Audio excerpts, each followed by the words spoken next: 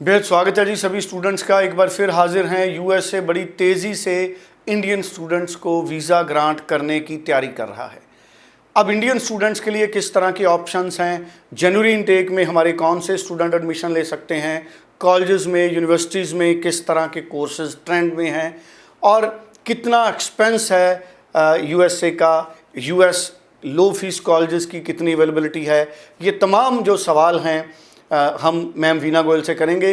वीना जी, आपका बहुत बहुत स्वागत है जी, वेलकम मैम। मैम, यूएसए में कौन कौन से ऑप्शंस हैं, मैं चाहूँगा कि पूरे ऑप्शंस आप बताएं ताकि बड़ी इजीली हमारे स्टूडेंट्स इन ऑप्शंस को समझ सकें। यूएसए के लिए बच्चा कोई भी स्ट्रीम का हो, चाहे वो साइंस से है, कॉमर्स से है या नॉन मेडिकल, मेडिकल कोई भी उससे है, वो सभी अप्लाई कर सकते हैं।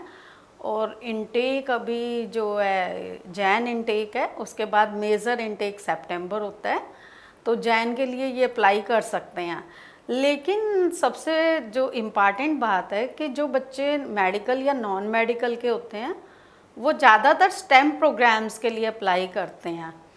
अब स्टेम प्रोग्राम्स क्या हैं कि वो हम एक्सप्लेन कर देते हैं। स्टेम मीन्स 4 वर्ड से बना है, STEM, science, technology, engineering, maths.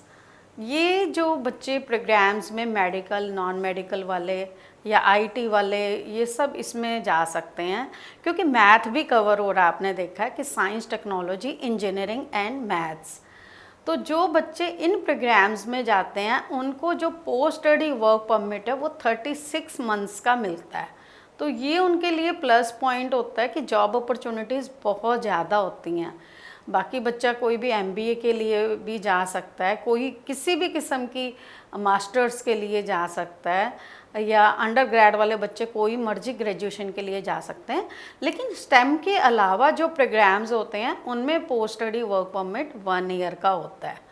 तो ये जो एक बच्चे के लिए गोल्डन अपॉर्चुनिटी होती है स्टेम वाले प्रोग्राम्स की, तो बहुत ही अच्छी उनकी जॉब अपॉर्चुनिटीज़ भी बहुत अच्छी रहती हैं। अब इनटेक और मैंने ये तो बता ही दिया आपको कि पोस्ट स्टडी वर्क परमिट का।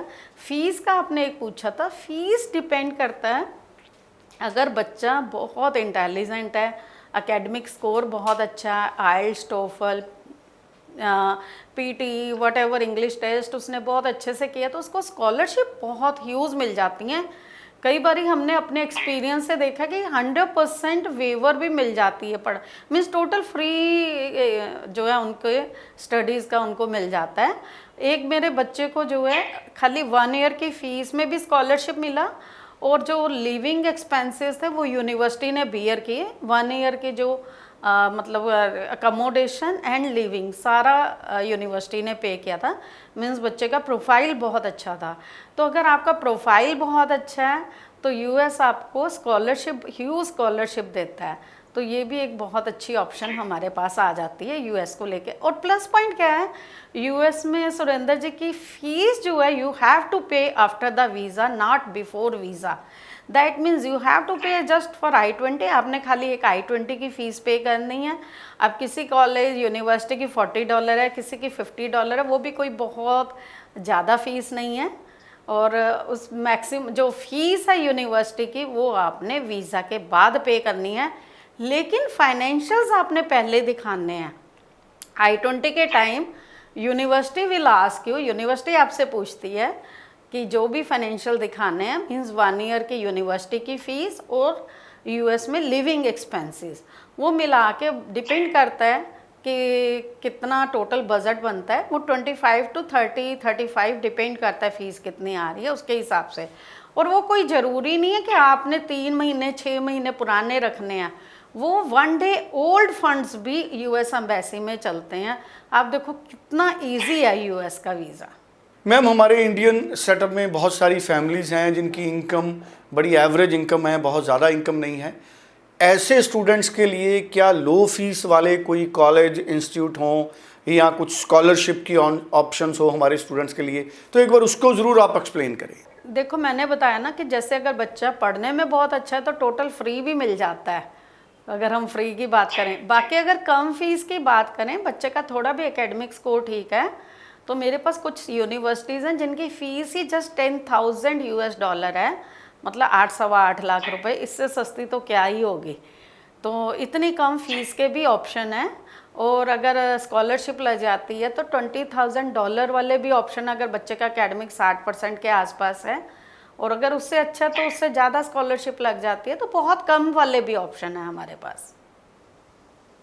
मैम, मैं आखिरी सवाल करूंगा इस प्रोग्राम का, हमारे इंडियन स्टूडेंट्स के कौन से प्रोफाइल, कितनी परसेंटेज मिनिमम हो, जो प्रोफाइल कितने उसके आर्ट्स के स्कोर हों, वो एलिजिबल है यूएसए में स्कॉलरशिप के लिए? क्योंकि जैसे आपने कहा बहुत अच्छी स्कॉलरशिप यूएसए के कॉलेजेस यूनिवर्सिटीज़ हमारे स्टूडेंट्स को ग्रांट करते हैं, तो स्कॉलरशिप को थोड़ा और एलेबोरेट करें।